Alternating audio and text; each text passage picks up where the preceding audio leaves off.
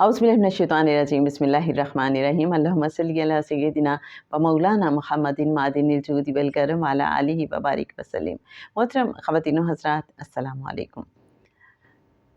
दुरूद पाक शिफा है, इलाज है, बीमारियों को दूर करता है। एक बुज़ुर्ग के पास एक शख्स आया। वो शख्स देख नहीं सकता था, उसकी बीनाई जा चुकी थी। उसने कहा कि आप तो अल्लाह वाले हैं, आप मुझे कोई नुस्खा बताइए कि मेरी ये बीनाई लौट आए। तो उन बुज़ुर्ग ने कहा कि आप दुरूद पाक पढ़ा करो। वो शख्स कहने लगा कि मैं दुरूद पाक पढ़ता हूँ।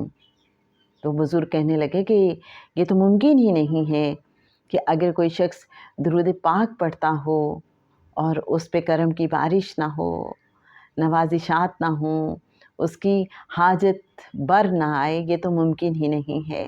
बस तुम दुरूद पाक पढ़ते रहो, तुम बामुराद हो जाओगे।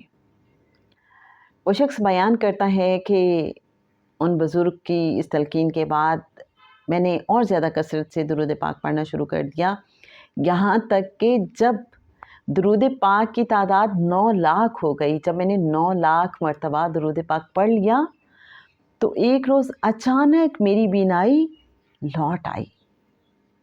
तो जनाब, अगर कभी भी आपको महसूस होता है कि ज़िंदगी में कुछ मुश्किलात हैं और हम तो दुरूद पाक भी पढ़ रहे हैं, तो हर चीज़ का एक वक्त है। आप समझ लीजिए कि जैसे दवाई के बारे में कहा जाता है ना कि फ़लाँ मर्ज़ के लिए इतने दिन दवाई खानी है, तो मुझे यूँ भी समझ आती है कि बाज़ औक़ात दुरूद पाक की भी एक ख़ास तादाद होती है जो आपके मुक़द्दर के बंद दरवाज़े खोल देती है। तो बस हम पढ़ते रहें दुरूद पाक।